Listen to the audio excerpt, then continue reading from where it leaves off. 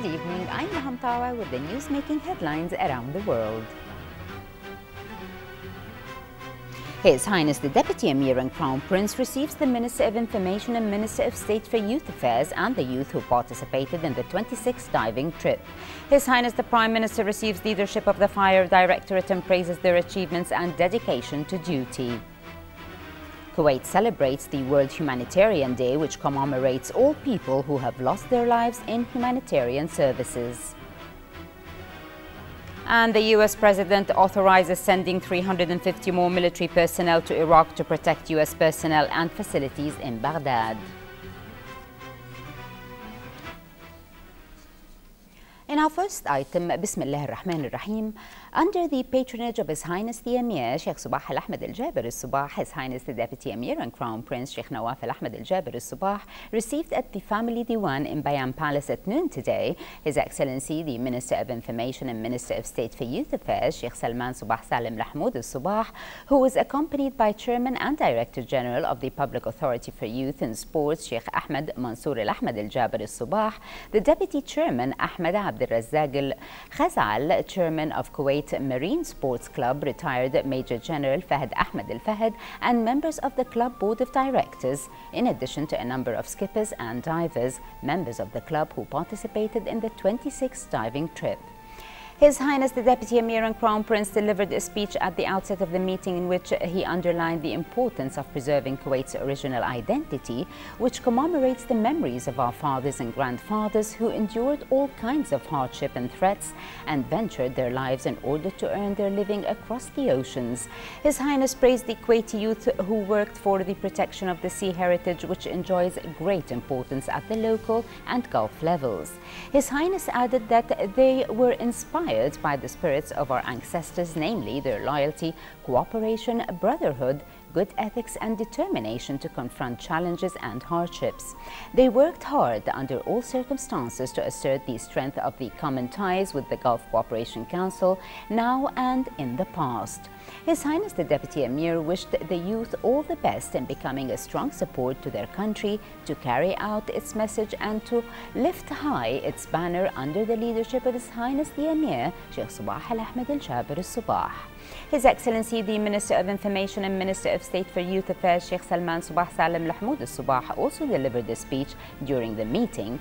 He said that the Ministry of State for Youth Affairs will remain committed to translating the directives of His Highness the Emir and to extend all kinds of support to the youth and to provide them with the resources and capabilities to fulfill their aspirations and upgrade their skills and potentials in order for them to remain always the loyal citizens to their country and leadership.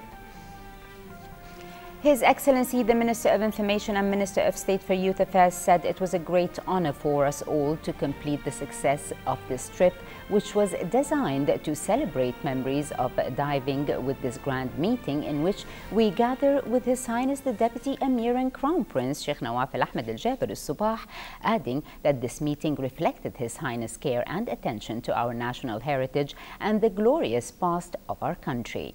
Chairman of the Sea Sport Club, retired Major General Fahd Ahmed Al-Fahd, also spoke on this occasion.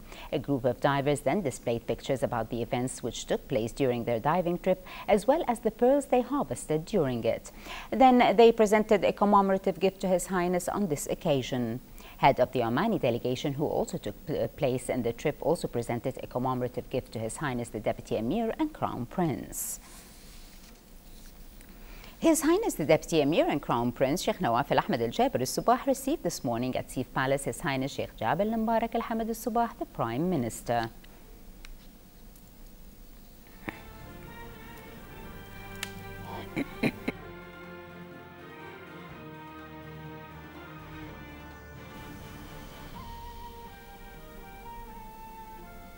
His Highness the Deputy Emir and Crown Prince also received the First Deputy Prime Minister and Foreign Minister Sheikh Sabah Al-Khalid Al-Hamad AlSabah.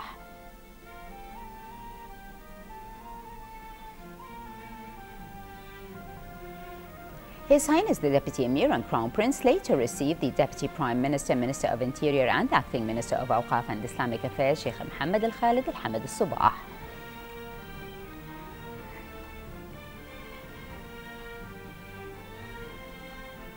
His Highness the Deputy Emir and Crown Prince then received the Deputy Prime Minister and Minister of Defense Sheikh Khalid Al-Jarrah al-Sabah.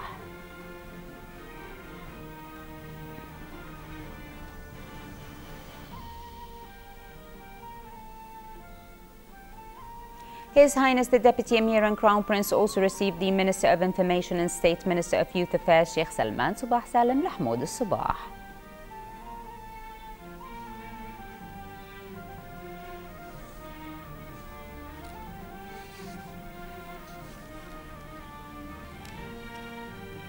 Finally, His Highness the Deputy Emir and Crown Prince received the Minister of State for Cabinet Affairs and Acting Minister of Justice Sheikh Mohammed Al-Abdallah Al-Mubarak Al-Sabah and Director of the Kuwait Fire Service Department KFSD, Lieutenant General Yusuf Abdullah Al-Ansari, Deputy Director of Fire Prevention at the KFSD, Brigadier Khalid Mohammed Al-Zaid, and Deputy Director General of the Firefighting and Human Resources Sectors, Khalid Rakan Al-Mikrad, who introduced to His Highness the Deputy Emir and Crown Prince a copy of a special brochure of the National Code project regarding the safety and protection of the constructions from fire accidents.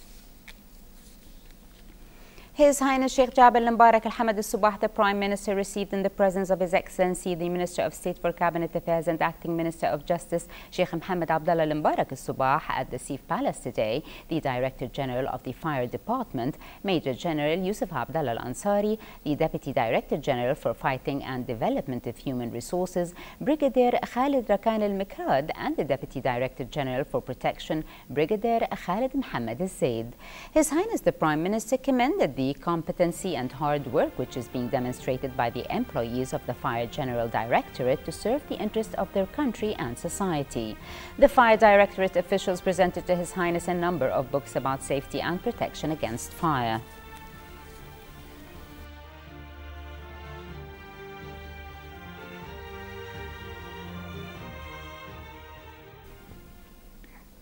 The United Nations Office for the Coordination of Humanitarian Efforts celebrated World Humanitarian Day at the UN headquarters located in Mishrif. World Humanitarian Day is an annual event that is commemorated annually on the 19th of August. His Excellency Dr. Abdullah Matoug Al-Matoug, UN Secretary General Humanitarian Envoy, attended the event among other diplomats and senior delegates. The event further honored the humanitarian heroes for their achievements during 2014. Our reporter Ghinwa Jabouri was there and has the following report. World Humanitarian Day falls on 19 August, the day in 2003 when 22 aid workers were killed in a bombing at the UN headquarters in Baghdad. It's a day to commemorate all people who have lost their lives in humanitarian service and to celebrate the spirit that inspires humanitarian work around the world. It's my pleasure to welcome you all at the UN House on the occasion of celebrating the UN Humanitarian Day, the International Humanitarian Day 2014. Many of you are familiar that actually the day falls on 19th of August every year, but the celebrations goes on throughout the years. The acknowledgements goes on throughout the year. The advocacy continues throughout the year. In the Red Cross and the Red Crescent are the oldest humanitarian organization. We are 150 years old, and we have been working all this time in all theaters of conflict and violence around the world. But the situation is getting every day more difficult, more complicated. Our colleagues are exposed to difficulties, danger, threats. We see deliberate attacks against humanitarian workers. They are taking in the crossfire, some are taking hostages. So it's really a huge challenge that we have to face because the victims are there and they need our support. And we are trying to coordinate the best we can with the United Nations and its humanitarian agencies, with NGOs, Islamic charities, etc., all together to try to help the victims of conflicts and violence. According to the UN, thousands of people across the globe are doing incredible work. Unfortunately, some of them pay the ultimate price. It's a day for all of us to acknowledge, to celebrate, to recognize all those people who are working in very difficult situation. The world is in a very difficult situation. We have a number of crises, humanitarian, man-made and natural. and the humanitarian workers are in the forefront of responding and assisting. So we are here to celebrate those heroes, you know. We are sort of celebrate all those leadership, like His Highness the Emir of Kuwait, for his wonderful contribution, leading all the efforts at the global level to provide the right kind of assistance, support and resources which are required for these humanitarian workers. So we are all gathered here to celebrate, to acknowledge, but more importantly to continue our efforts, you know. And we're so glad that the Kuwaiti government, the people and the Emir are leading that way. And we are also grateful to Dr. Abdullah Matouk, you know, the Special Envoy of Secretary General of Humanitarian Affairs, who has joined us. And this event has been organized under his patronage. So we're looking forward to continue our efforts. This year's motto for World Humanitarian Day: the world needs more humanitarian heroes, and indeed, past and present global events are proving day after day how people around the world are indeed humanitarian heroes who have the compassion and strong will to help the less fortunate people and war victims to find hope and comfort through collective humanitarian work. World Humanitarian Day, celebrating the spirit that inspires humanitarian efforts around the globe. From the UN headquarters located in Mishref, I'm AlJaber reporting to you for the English News. Israel's war ended, but the tragedy of Gazans continues to worsen. 500,000 of displaced Gazans are asking when will they have homes again and lead a normal life. The unity government said they will do their best to guarantee rent houses for refugees, yet the future remains bleak as many others suggest that Gaza West Bank cooperation and unity of Palestinian factions are still needed. More with Majlou Haidi from Gaza. When will Gaza be reconstructed? This is what the Gazans are asking after the dust of Israeli war settled, clearing way for a new reality which is full of destruction and hardships. The Palestinian Minister of Public Works and Housing confirmed that new housing projects will be launched in the coming weeks. Tens of thousands of new houses will be needed to overcome the displacement crisis. But in the middle of this, many still believe that there is a challenge to overcome the status quo, as the unity between Hamas and Fatah is still in danger. The agreement unity government supposed to be in charge of this file. But unfortunately, there is still dispute between Hamas and Fatah, between two governments, and we in civil society organization and as people who are interested in the national level and in the economic and social activities as well, we urge both sides to agree for establish a cooperation. We need unity in order to have a common story about the aggression. Israel should be held accountable for its latest aggression and war's crimes. This is what human rights organizations in Gaza say and document. For them, what happened in the past 5 weeks is a clear breach of international law, as more than 70% of the thousands who died were unarmed civilians, in addition to many documented cases of human rights violations. We are sure that if we work together, as we are doing now, human rights organizations, and with the support of the Palestinian government, the Palestinian Unity government, etc., we will hopefully achieve much more. There is an opportunity to take there, and we require that the Palestinian government and the Arab world stand behind us, because everyone now is focusing on reconstruction. But who has a guarantee that what will be reconstructed will be destroyed again if Israel doesn't pay for it? Today morning, Israeli warships opened fire on fishermen and detained 2 of them off the coast in the south of Gaza. Meanwhile, Israeli army bulldozers penetrated agricultural areas and caused a lot of damage. This is not something new, but it signals a clear indication that the truce between Israelis and Palestinians that ended nearly 2 months of a bloody war has been violated. 3 wars in less than 5 years, with a lot of unheard stories of injustice and suffering. Yet Gazans continue to believe that their steadfastness and resilience could be the only weapon to face the better realities of occupation and siege. Majlou Haidi, Kuwait TV, Gaza. Fighting between Syrian rebels and government troops continued today in the Quantara area in the Golan Heights, where al-Qaeda-linked insurgents abducted UN peacekeepers last week. The Syrian rebels, holding 45 Fijian peacekeepers hostage, have issued a set of demands for their release, including the extremist group's removal from a UN terrorist list, the delivery of humanitarian aid to parts of Damascus, and compensation for the killing of 3 of its fighters in a shootout with international troops. The Nusra Front seized the Fijians last Thursday in the Golan Heights, where a 1,200-strong UN force monitors the buffer zone between Syria and Israel. The rebels also surrounded 2 Filipino units, but those UN troops escaped over the weekend. U.S. President Barack Obama approved sending 350 more troops to help protect the American embassy in Baghdad and its support facilities in the Iraqi capital, raising the number of U.S. forces to over 1,000. The White House said in a statement that additional troops will not serve in a combat role. Special advisor with Human Rights Watch says new evidence indicates that militant fighters killed between 560 and 770 men captured at Camp Speicher, a military base near the city of Kirkuk.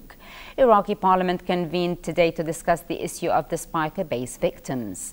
Meanwhile, Iraq's outgoing Prime Minister Nour al-Maliki said today that extremists from the militant group were already starting to flee the country, saying they found Iraqis serious and determined to purge the country's territories of terrorists. U.S. President Barack Obama said today that his country's objective is to degrade and destroy the militant groups in Iraq and Syria. The remarks came after the extremists in Iraq released a video showing the beheading of a second American journalist, Stephen Sotloff, and warned Obama that continuing airstrikes against the group in the country would be met with the killing of more Western captives. Speaking alongside President Hendrik in Estonia, Obama went on to say it was too early to tell how serious reports were of a ceasefire agreement between Russia and Ukraine. It's not only that we're going to be bringing to justice those who perpetrated this terrible crime against these 2 fine young men.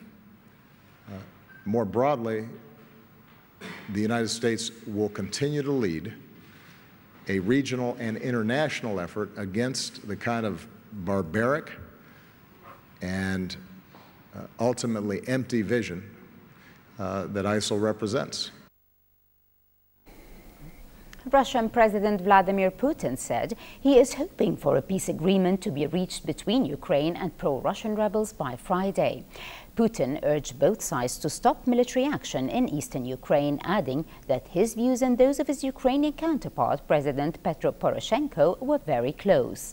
Meanwhile, the UN Assistant Secretary General for Human Rights, Ivan Simonovich, said today that at least 3,000 people have been killed in the fighting in eastern Ukraine since the beginning of the conflict between government troops and pro-Russia separatists, warning that preventing the access of humanitarian aid violates not only humanitarian principles but humanitarian law. He said the UN was encouraging both government and rebel forces to exchange information of detained persons.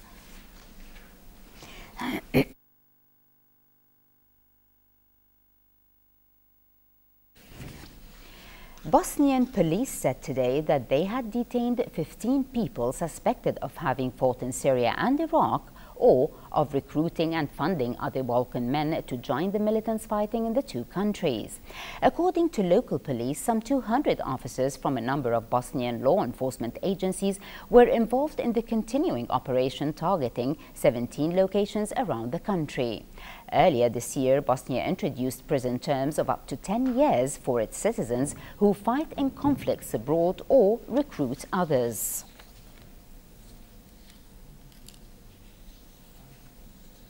Yemen's President Abdurrabbu Mansour Hadi is expected to name a new prime minister and cut a disputed fuel price hike soon as he bids to head off escalating tension with the Houthi rebels.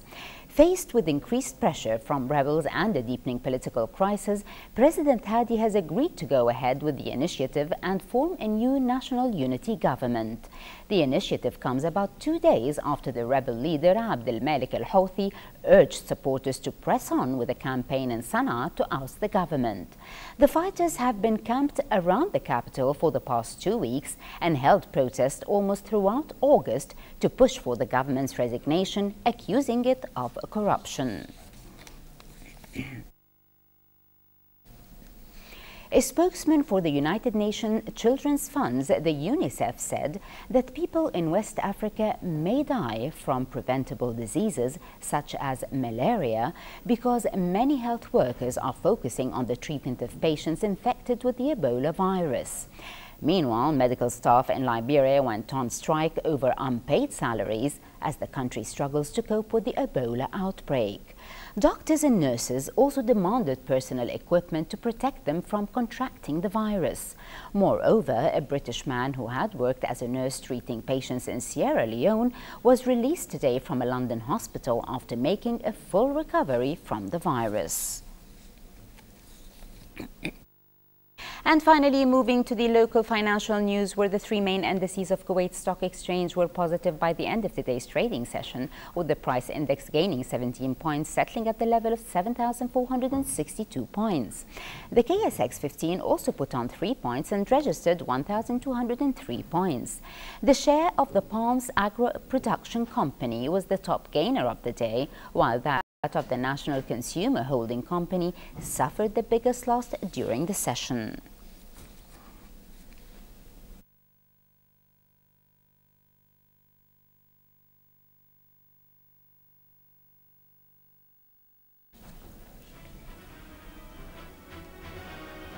For a chance to see our reports again, please visit our YouTube channel at MOI Kuwait News.